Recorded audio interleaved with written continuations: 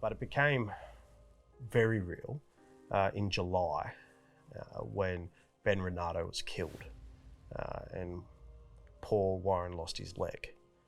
And that became real because Ben's my mate. I know him.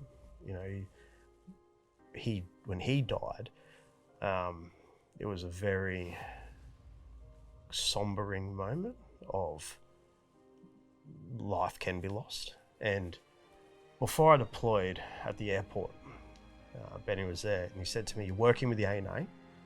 The ANA have killed Australian soldiers before." And he said, "You're going into a very dangerous place, be safe." He died, not me, not the crew in the omelette. He died from an IED. Paul Warren, who lost his leg, there was an old landmine underneath him with a lot of HME and a lot of explosives, and the way that he kind of moved, the IED detonated, blew his leg straight off and killed Ben instantly.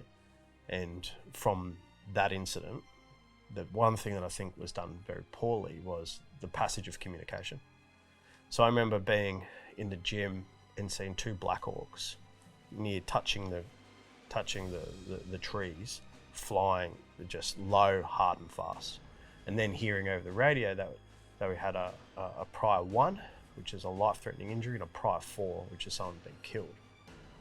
From that to knowing that it was Ben who died and Paul lost his leg was hours, like hours. The passage of communication was very poor.